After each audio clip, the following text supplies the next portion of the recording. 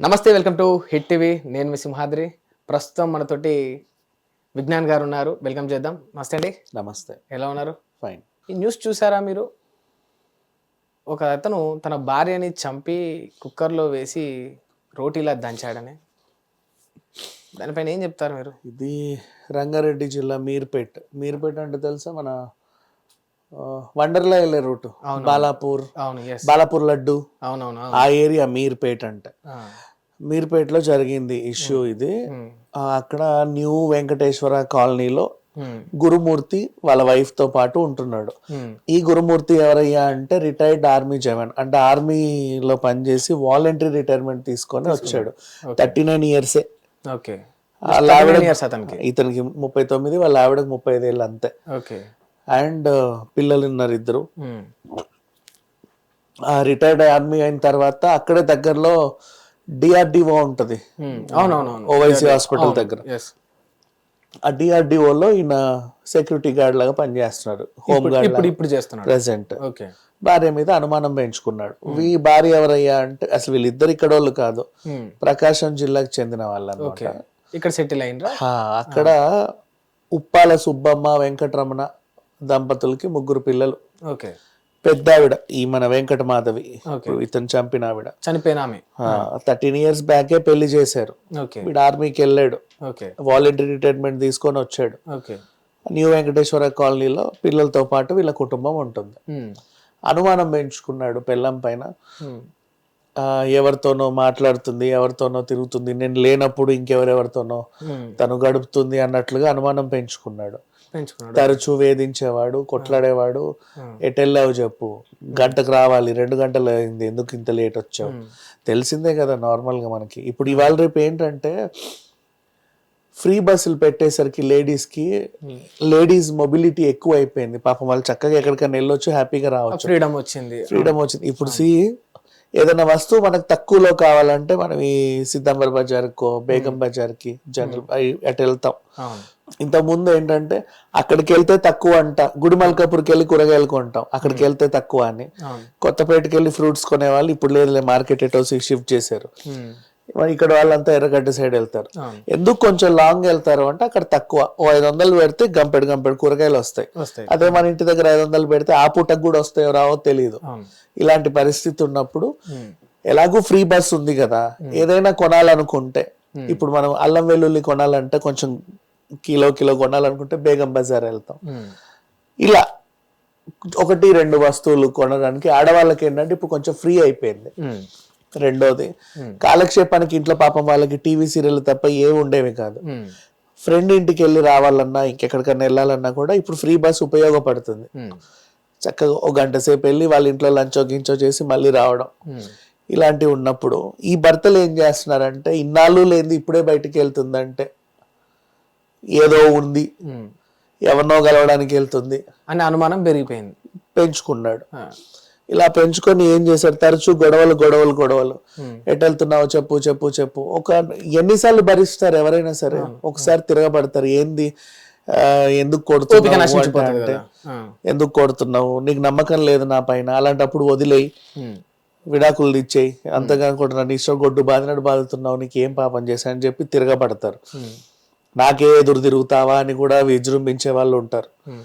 అట్లనే అలాగే విజృంభించి, ఎంత విజృంభించినా కూడా మరి ఇంత కిరాతకంగా ఆవిడ్ని ఏం చేశాడు అంటే, చూస్తా ఉండు దీని సంగతి చెప్తాము అన్నట్టుగా ప్లాన్ వేసి, పండగ రాగానే మొన్న పండగకి పిల్లల్ని ఇద్దరిని వాళ్ళ ప్రకాశం జిల్లాకు పంపాడు. అత్తమ్మ వాళ్ళ ఇంటికి పంపించేసాడు. భార్యనేమో ఇక్కడే ఉండింది. మరి ఆల్రెడీ కొట్టి మంచంలో చంపి శవం పెట్టాడా ఏంటో మనకు తెలియదు ఇప్పటి వరకు అయితే. పిల్లల్నే పంపితే తల్లితో పాటు పంపాలి. మేము ఇదిగో వస్తాం అదిగో వస్తామో ఏదో చెప్పారు. అత్తమామలు కూడా ఏమనుకుంటారు, పాపం పెళ్ళై 13 ఏళ్ళు అయింది కదా, వాళ్ళకంటే ఒక ప్రైవసీ ఉంటుంది కదా, ఏ పండగ సందర్భం దొరికింది, పోనీలే అల్లుడు కూతురు కొంచెం ఎటన్నా ఫ్రీగా వెళ్తారు, ఏకాంతంగా గడుపుతారని వాళ్ళు కూడా అర్థం చేసుకొని వీళ్ళని వదిలేసిండ్రు. ఇది జరిగింది 16వ తారీఖు జరిగితే ఇప్పుడు వెలుగులోకి వచ్చింది. ఏం చేశాడు, మళ్ళీ ఇలాగే ఘర్షణ పడ్డాడు, పిల్లాన్ని చంపేశాడు. చంపేసిన తర్వాత ఇప్పుడు దొరికిపోతాం కదా, మళ్ళీ పిల్లలు పండగకి పిల్లలను తేవాలి, ఎందుకంటే వాళ్ళకి స్కూళ్ళు గట్రా ఉంటాయి. తీసుకొచ్చి ఈమెని ఆ మటన్ కోసే కత్తి, మనం ఆవకాయ కోసే కత్తులు ఉంటాయి కొంచెం పెద్ద సైజులో, దాంతో ముక్కలుగా నరికేశాడు. బోన్స్ కూడా కట్ అయ్యే రేంజ్ లో మొత్తం తనంతా చాలా ముక్కలుగా నరికి వాటర్ హీటర్ బకెట్ లో బాగా వేడి నీళ్ళు వేసి మరగబెట్టి దాన్నంతా ఒక టైప్ ఆఫ్ మాంసం బాగా ఉడికితే ఎలా ఉంటది, బోన్స్ స్పంజ్ లాగా మాంసము వేడేలాగా చేశాడు. బోన్స్ ని మాంసాన్ని సపరేట్ చేశాడు. దీన్ని ఇంకా దఫాలుగా ఉడికించి మొత్తం హలీం లాగా తయారు చేసి అప్పుడప్పుడు చిన్న కవర్లలో వేసి ఇంత ముద్ద అంత ముద్ద అమీర్పేట్ దగ్గరలో ఉన్న చెరువులో అక్కడ పడేశాడు. ఇంత ఘోరంగా కొంచెం డ్రైనేజ్ లో పడేశాడు, ఇంకెక్కడో పడేశాడు. అది వెళ్ళిపోతా ఉండాలన్నమాట డ్రైనేజ్ లో కలిసి. ఒకేసారి అంత వేస్తే ఎవరికో అనుమానాలు వస్తాయని కొన్ని దఫాలుగా చేశాడు. ఇప్పుడు బోన్స్ అన్నా తెలుస్తాయి. దాన్ని కూడా ఏం చేశాడు, బాగా కాల్చేసి పౌడర్ చేశాడు. దంచి పౌడర్ చేసి ఆ పౌడర్ ని కూడా ఆ చెరువులో అక్కడక్కడ పడేశాడు. అసలు ఆనవాళ్ళు లేకుండా, ఎలాంటి ఆనవాళ్ళు లేకుండా. ఇప్పుడు వెళ్ళి అత్తమ్మ వాళ్ళకి ఏం చెప్పాడు, మీ అమ్మాయి 16వ తారీఖున బయటికి వెళ్ళింది, ఇప్పటి వరకు రాలేదు, ఇందుకే నేను ఆవిడతో తరచు గొడవ పడతా ఉంటా. ఇంతకు ముందు కూడా అలాగే అంటే బయటికి వెళ్ళేది, ఎక్కడికి వెళ్ళామంటే సరైన సమాధానం ఇచ్చేది కాదు. మొన్న గట్టిగా అడిగేసరికి చూసింది ఎవరితోనో వెళ్ళిపోయింది, చూడు ఇది మీ వంశము, ఇది మీ పెంపకం ఇది అని చెప్పి వాళ్ళని తిట్టడం. సరే బాబు ఎక్కువ ఆవేశపడకు, పాపం నిజంగానే ఎక్కడికన్నా వెళ్ళిందా, పాపం అమ్మాయికి ఏమన్నా అయిందో కూడా తెలియాలి కదా, ఊరికి నింద వేయడం ఎందుకు, ఏమన్నా అయ్యి కూడా ఉండొచ్చు, ఎక్కడైనా ఏమన్నా అయిందా, ఒక కంప్లైంట్ ఇద్దామని చెప్పేసి పిల్లలతో సహా అత్తమామలు గురుమూర్తితో సహా వెళ్ళి పోలీస్ స్టేషన్ లో కంప్లైంట్ ఇచ్చారు. పలానా మా వెంకటమాధవి అనే మా పెద్ద కూతురు కనబడట్లేదండి అని. అల్లుడు కూడా సంతకం చేశాడు. పోలీసులకు అర్థం కావట్లా, వీడినే ఏమన్నా చేసుంటాడని. ఎప్పుడైనా సరే ఈ కోణంలో అట్లా అనుమానిస్తారు ఖచ్చితంగా. చుట్టుపక్కల ఇరుగు పొరుగు వాళ్ళని అడిగితేనేమో అవునండి, తరచూ గొడవలు పడేవాళ్ళు, ఘర్షణ వాతావరణం ఉంటుంది వీళ్ళ ఇంట్లో, ఎప్పుడు అరుపులు కేకలు వినపడతా ఉండేవి అని చెప్పారు. ఇతన్ని అడిగితేనేమో నాకేం తెలియదు అంటున్నాడు. సీసీటీవీ ఫుటేజ్ గమనిస్తే 16వ తారీఖు ఆవిడ బయటికి వెళ్ళిన ఆనవాళ్ళే లేవు, అసలు ఇంటి నుంచి బయటకు వచ్చింది లేదు. ఓకే, వీడిని చూస్తేనేమో పలు దఫాలుగా అటు ఇటు తిరుక్కుంటూ భయంగా కవర్లు పోతున్నాడు వస్తున్నాడు. ఈ గార్బేజ్ కవర్స్ ఉంటాయి కదా బ్లాక్ కలర్, వాటిని కట్టేసి అలా వెళ్తూ ఉన్నాడు. చుట్టుపక్కల వాళ్ళు ఏమనుకుంటారు, చెత్త పాపం ఇంతే. ఎప్పుడు లేదా కూడా అలా పడేయడానికి లేదు. నువ్వు అపార్ట్మెంట్ లోనో ఇండిపెండెంట్ హౌస్ లో ఎక్కడున్నా కూడా ఆ వాచ్మెన్ లో వాళ్ళు గార్బేజ్ క్లీనర్స్ వచ్చే పట్టుకెళ్ళిపోతారు. మనకి తడి చెత్త పొడి చెత్త రెండు ఇచ్చారుగా, తీసుకెళ్తారు వాళ్ళు. లేదా అపార్ట్మెంట్ కింద డ్రమ్ ఉంటది పెద్దది, అక్కడ పడేస్తాం. ఇన్ కేసు ఉన్న కాలనీ అయినా సరే ఆ వీధి చివర పడేస్తాం. చెత్తని నువ్వు బండ్లు ఎక్కించుకొని ఏడుకో వెళ్ళి పడేయాల్సిన అవసరం లేదు, అంతగా ఏముంటాయి. సో అలా గమనించారు అనమాట.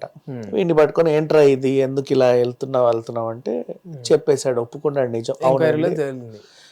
వాళ్ళ పద్ధతుల్లో వాళ్ళు ఎంక్వైరీ చేస్తే చెప్పేశాడు, నేనే చంపాను. చంపి ఏం చేసావురా, శవాన్ని ముక్కలుగా నరికాను, ఉడికించాను, కుక్కర్లో ఉడికించి వాటర్ హీటర్లో ఉడికించి మాంసాన్ని బోన్స్ ని వేరు చేసి దాన్ని కాల్చి పొడి చేసి ఇలా పడేశాను. మాంసాన్ని అప్పుడప్పుడు ఆ డ్రైనేజ్ లో ఈ డ్రైనేజ్ లో వేసుకుంటూ వెళ్ళాను అని చెప్పాడు. సరే, అంతవరకు బాగానే ఉంది. ఇప్పుడు పోలీసులకు ఏంటి, నువ్వు వీడు నిజం ఒప్పుకున్నాడు, కోర్టులో వీడిని ప్రవేశపెట్టాలి. వీడు నేరం చేశాడని చెప్పడానికి ఇంట్లో ఇంత మాంసం ముద్ద దొరికినా చాలు పోలీసులకి. DNA టెస్ట్ చేసి ఇది చనిపోయింది పలానా వెంకటమాధవే భర్త చంపాడని చెప్పడానికి పోలీసులకు పెద్ద సవాల్ అయిపోయింది. ఏ డ్రైనేజ్ లో వెతుకుతారు, ఆ పొడిని ఎక్కడ వెతుకుతారు, కోర్టులో ప్రవేశపెట్టాలి. వీడు నేరం చేశాడు, ఆధారాలు ఉండాలి. ఆధారాలు అనేవి సేకరించే పనిలో పోలీసు ముందు చూపుతోటి తెలివితోటి ఈ రకంగా చేసి ఉండొచ్చు. ఇంత తెలివా అంటే ఆర్మీ జవాన్ అంటే మై గాడ్, అసలు ఎంతకన్నా పోలీసుకు మించిన తెలివి ఉంటది వాళ్ళ దగ్గర. ఇంత తెలివా మరి, మామూలు తెలివి కాదు అసలు. ఎక్కడ ఏ ఆధారాలు లేకుండా క్లీన్ గా అన్ని చెరిపేసుకున్నాడు. చంపింది నువ్వనే తెలుసు, కానీ ఒప్పుకున్నా ఆధారం- కూడా, మళ్ళీ ఒప్పుకున్నాడు కూడా. ఆ. కాకపోతే ఇప్పుడు ఏంటి వీడి ధైర్యం ఏంటో తెలుసా, ఇప్పుడు నేను అరెస్ట్ చేసి జైలుకి పంపిస్తారు, కోర్టులో నీ తరఫున ఒక లాయర్ వాదిస్తాడు, లేదండి ఎలాంటి ఆధారాలు లేవు వీడు చేశాడని అని చెప్తాడు, నీకు బెయిల్ వస్తుంది, బయటకు వచ్చేస్తాడు. అవును. తర్వాత కేసు ఇంకా కావాలంటే కొన్నాళ్ళకి కేసు కూడా కొట్టేస్తారు. అవును. మళ్ళీ ఇక్కడ పిల్లలు కూడా ఉండిపోతారు కదా. అంతే, పిల్లల్ని పుట్టి అంటే నిజంగా మనం ఖచ్చితంగా ఒక విషయం ఇక్కడ గమనించాలి, ఇంత క్రూరంగా చంపాల్సిన అవసరం ఉంటుందా అనుమానం వస్తే ఒక వ్యక్తిని? అదే అంటున్నా, అనుమానం వస్తే వదిలేయి, ఆ, నీ బతికేదో నువ్వు బతుకు, ఆవిడ బతికేదో ఆవిడ బతుకుద్ది, అవును. లేదా పుట్టింటికి వెళ్ళొద్ది, పుట్టింటి వాళ్ళన్నా చూసుకుంటారు కదా, పెద్ద విషయం ఏమని చెప్పు, అవును. వదిలేసే, రోడ్డు మీద వదిలే, అవును. ఆ బతికేదా ఆమె బతికేస్తుంది. అంత క్రూరంగా చంపాల్సిన అవసరం ఏంటి? ఇప్పుడు చిన్న పిల్లలకి తల్లి లేకుండా పోయింది, అవును. ఆవిడ తల్లిదండ్రులు ఇంకా బతికే ఉన్నారు, వాళ్ళకేమో కూతురు లేకుండా లేకుండా పోయింది. ఒక సిచ్యువేషన్. మళ్ళీ అన్న వాళ్ళ ముగ్గురు సంతానం, ఆ మిగతా ఇద్దరికి కూడా ఒక అక్క లేకుండా పోయింది. అవును. ఇది పరిస్థితి. బట్ ఇలాంటి వాళ్ళని అంటే పోలీసులు ఏం చేస్తారు, మహా అయితే 4 తన్నారు, జైల్లో పడేస్తారు, నిజం చెప్పించారు, అయిపోయింది. అంతకు మించి ఏమి చేయరు. వీడికి ఎలాంటి శిక్ష, ఇప్పుడు వీడికి శిక్ష పడాలంటే మనకు అక్కడ ఆధారాలు కావాలి, ఆధారాలు లేకుండా కోర్టు ఎలాంటి శిక్ష విధించదు. అవును. సో ఈ రేంజ్ లో అయితే చేసేసాడు. ఒకటే ఒక ఆధారం ఉంటది, సీసీటీవీ ఫుటేజ్ లో కవర్లు పట్టుకొని ఎటో పోయింది, మా అయితే చెత్త అంటాడు అంతే. 100% చెత్త పడేయడానికి వెళ్తున్నామని అంటాడు. అంతే. వీడు గెలుస్తాడు రేపు కోర్టులో. ఓకే. ఇప్పుడు సమాజం మొత్తంలో ఓడిపోయినా, దేశం మొత్తంలో ఓడిపోయినా వీడు రేపు కోర్టులో గెలుస్తాడు. అంటే ఇక్కడ మనము అంటే ఇండియాలోని లాను చూస్తే బలహీనంగా ఉంది అనుకోవచ్చా ఒక రకంగా? బలహీనంగా ఉంది అంటే అందరికి అనుకూలంగా ఉంది అనుకోవాలి, అనుకూలంగా ఉంది అనుకో, బలహీనంగా లేదు. అంటే దట్టు తప్పు చేసిన వాడికి కూడా, ఎవరికైనా సరే, తప్పు చేసిన వాడికైనా ఒప్పు చేసిన వాడికి అందరికి అనుకూలంగా ఉంది. అంటే ఇట్లా కోర్టులు చట్టాలు అనుకూలంగా ఉండడం వల్లనే ఇండియాలో ఇంత క్రైమ్ రేట్ పెరుగుతుంది అనుకోవచ్చా? 100%. ఇప్పుడు మొన్న